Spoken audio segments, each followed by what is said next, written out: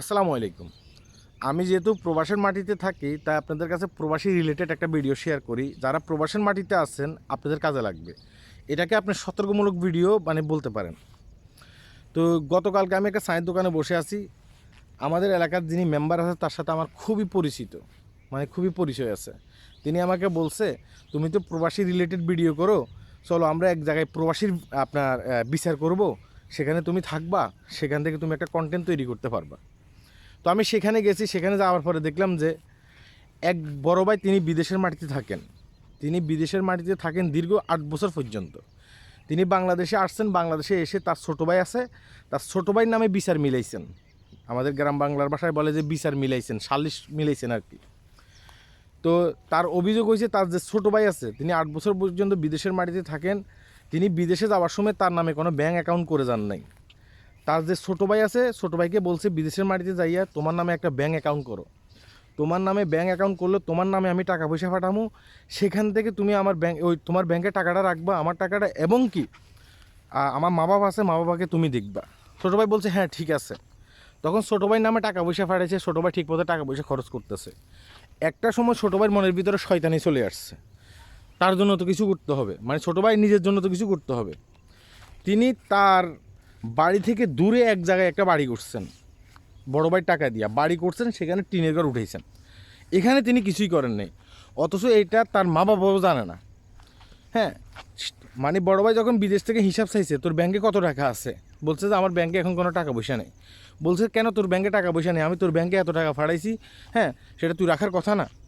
তখন সেই বলে যে আমি মা বাবার ওষুধের জন্য এত খরচ করছি, ওখানে এত খরচ করছি, সেখানে এত খরচ করছি। তখন বড় ভাইয়ের মনে একটা সন্দেহ জমছে, সন্দেহ দানা ভাঙছে। পরবর্তীতে বড় ভাই কী করছে, বাংলাদেশে চলে আসছে। আচ্ছা, তার ছোটো ভাইকে বারবার করে সে জিজ্ঞাসাবাদ করতেছে আমার টাকা পয়সা কী করছে, আমার টাকা পয়সা দেয়। ছোটো ভাই কোনো হিসাব দিতে পারে নাই, এই কারণে তিনি বিচার মিলেছেন। বড় ভাইয়ের ঘর যেটা আছে আমরা যাই দেখলাম যে ভেঙে ভেঙে পড়ে যাচ্ছে। ছোটো ভাই মাঝে মধ্যে কোথায় চলে যায়, ওই যে সে যে নতুন বাড়ি করছে সেখানে থাকে, সেখান থেকে এখানে আসে। পরবর্তীতে জানতে পারছে যে তার ছোটো ভাই নতুন বাড়ি করছে। এখন এলাকাবাসী বলছে যে আপনি যেই কাজটা করছেন এটা তো অন্যায় করছেন, আপনি বড় ভাইয়ের সাথে বেইমানি করছেন। সে এলাকাবাসীর সাথে গরম, এখন গরম হয়ে কি কিছু করতে পারবে? কিচ্ছু করতে পারবে না, কারণ তার নামে টাকা আসছে, সে টাকা পয়সা খরচ করে দেখা গেছে কি বাড়ি টাড়ি করে বলছে এগুলো তার নামে, চিৎকার চেঁচামেচি করতে পারবে, এটা আর কি।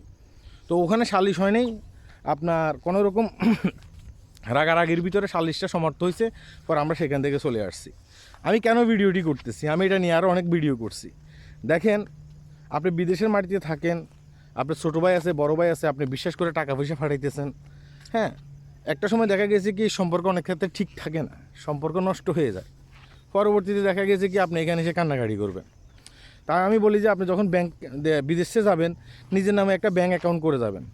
হ্যাঁ, আপনি মা বাবার জন্য খরচ দেবেন বিকাশের মাধ্যমে বা অন্য কিছুর মাধ্যমে, মা বাবার জন্য খরচ দেবেন, সীমিত খরচ দেবেন, টাকা পয়সা আপনার কাছে আপনি রাখবেন।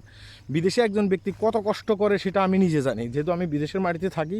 আমি প্রবাসীদেরকে নিয়ে কথা বলি সবসময়, ঠিক আছে? নয়তো বা বাংলাদেশে আসার পরে এভাবে বড় ভাই ছোটো ভাইয়ের জন্য বিচার মিলাবে, ছোটো ভাই বড় ভাইয়ের জন্য বিচার মিলাবে, খুবই কষ্ট পাবেন লাস্ট পর্যন্ত, কিছুই করার নেই। সব কিছু হারিয়ে এভাবে রাস্তায় রাস্তায় কাঁদতে হবে, যেমন আজকে এই বড় ভাইটা রাস্তায় রাস্তায় কাঁদতেছে।